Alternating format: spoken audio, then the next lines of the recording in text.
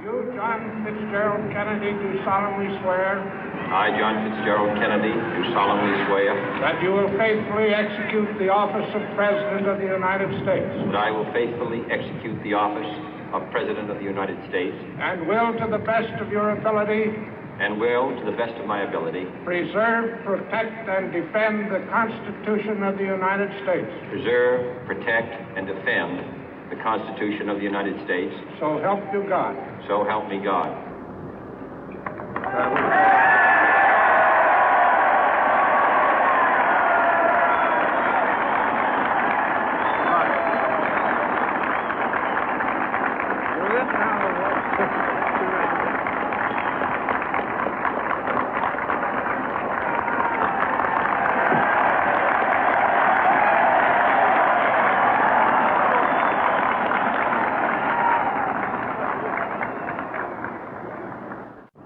Vice President Johnson, Mr. Speaker, Mr. Chief Justice, President Eisenhower, Vice President Nixon, President Truman, Reverend clergy, fellow citizens.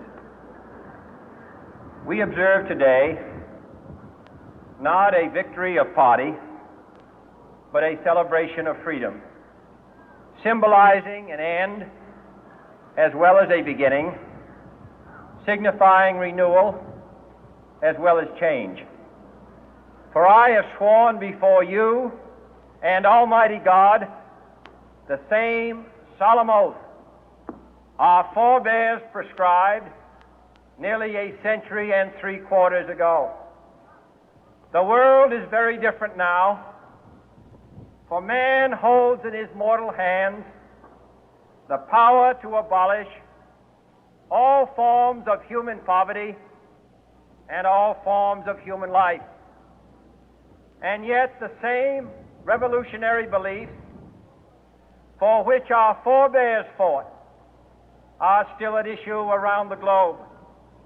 The belief that the rights of man come not from the generosity of the state, but from the hand of God. We dare not forget today that we are the heirs of that first revolution. Let the word go forth from this time and place to friend and foe alike that the torch has been passed to a new generation of Americans born in this century, tempered by war, disciplined by a hard and bitter peace, proud of our ancient heritage, and unwilling to witness or permit the slow undoing of those human rights to which this nation has always been committed and to which we are committed today at home and around the world.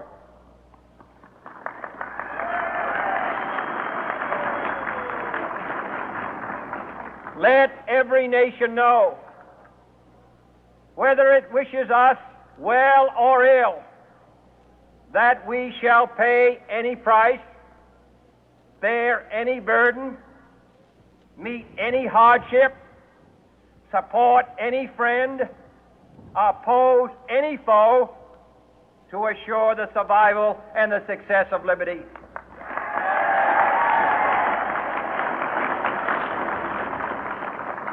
This much we pledge and more.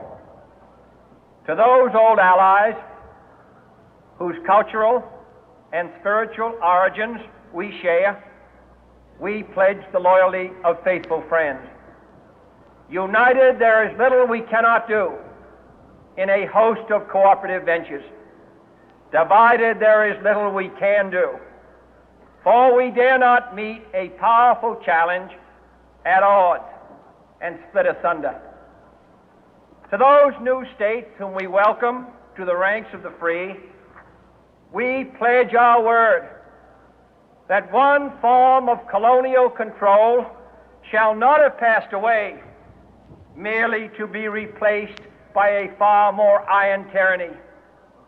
We shall not always expect to find them supporting our view, but we shall always hope to find them strongly supporting their own freedom, and to remember that in the past, those who foolishly sought power by riding the back of the tiger ended up inside.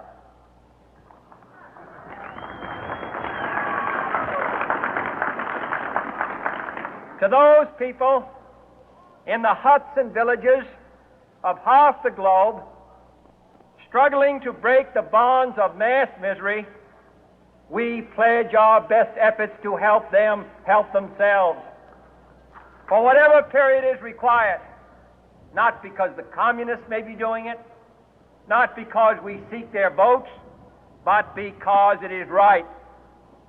If a free society cannot help the many who are poor, it cannot save the few who are rich.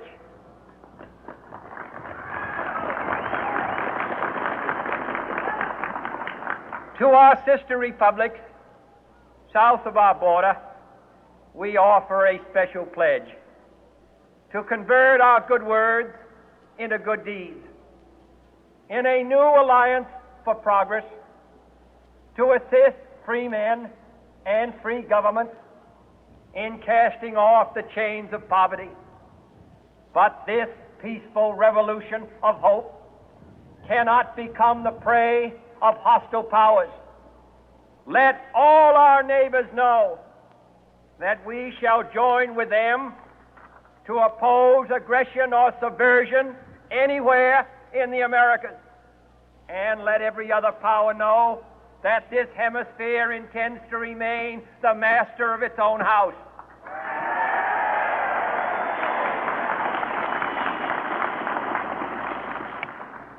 To that World Assembly of Sovereign States, the United Nations, our last best hope, in an age where the instruments of war have far outpaced the instruments of peace, we renew our pledge of support to prevent it from becoming merely a forum for invective, to strengthen its shield of the new and the weak, and to enlarge the area in which its writ may run. Finally, to those nations who would make themselves our adversary, we offer not a pledge, but a request that both sides begin anew the quest for peace. Before the dark powers of destruction, unleashed by science, engulf all humanity in planned or accidental self-destruction, we dare not tempt them with weakness, for only when our arms are sufficient beyond doubt can we be certain beyond doubt that they will never be employed. But neither can two great and powerful groups of nations take comfort from our present course, both sides overburdened by the cost of modern weapons, both rightly alarmed by the steady spread of the deadly atom, yet both racing to alter that uncertain balance of terror that stays the hand of mankind's final war. So let us begin anew, remembering on both sides that civility is not a sign of weakness, and sincerity is always subject to proof. Let us never negotiate out of fear, but let us never fear to negotiate.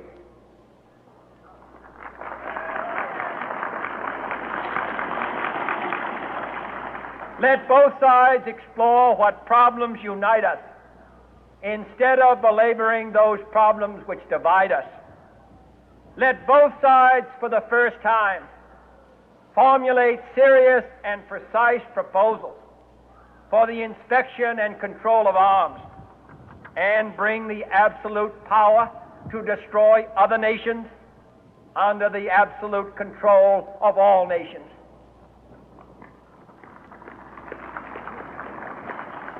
Let both sides seek to invoke the wonders of science instead of its terrors.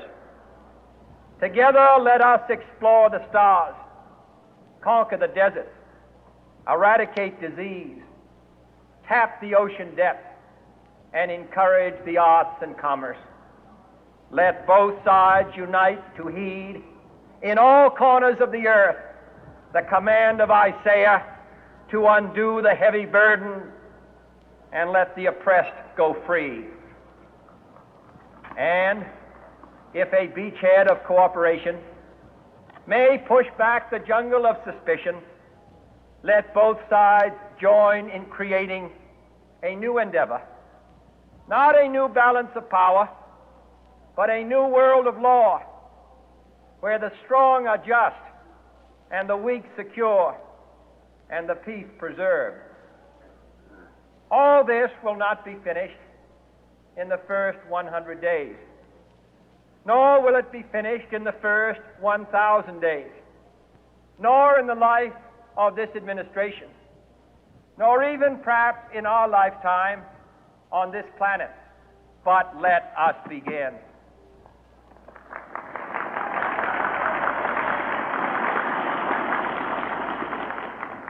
In your hands, my fellow citizens, more than mine, will rest the final success or failure of our course. Since this country was founded, each generation of Americans has been summoned to give testimony to its national loyalty. The graves of young Americans who answered the call to service surround the globe.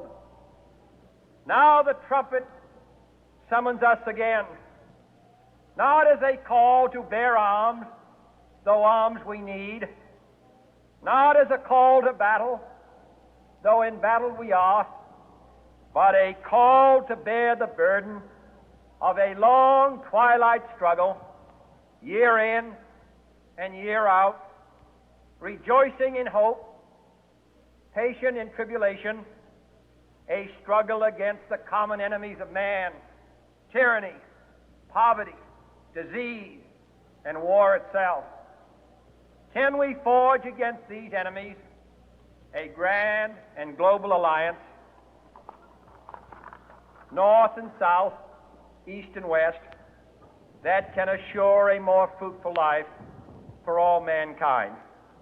Will you join in that historic effort?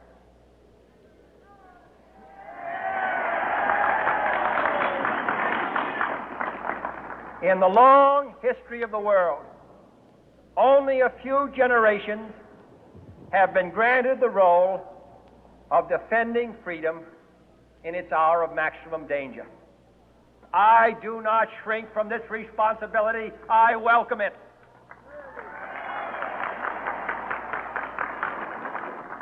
I do not believe that any of us would exchange places with any other people or any other generation.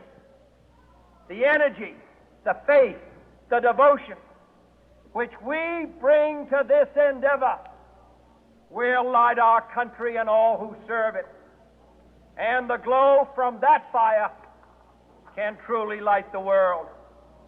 And so, my fellow Americans, ask not what your country can do for you. Ask what you can do for your country.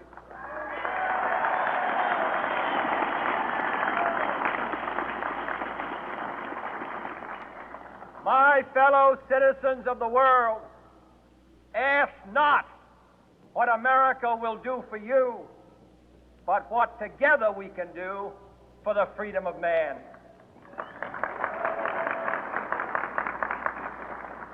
Finally, whether you are citizens of America or citizens of the world, ask of us here the same high standards of strength and sacrifice which we ask of you.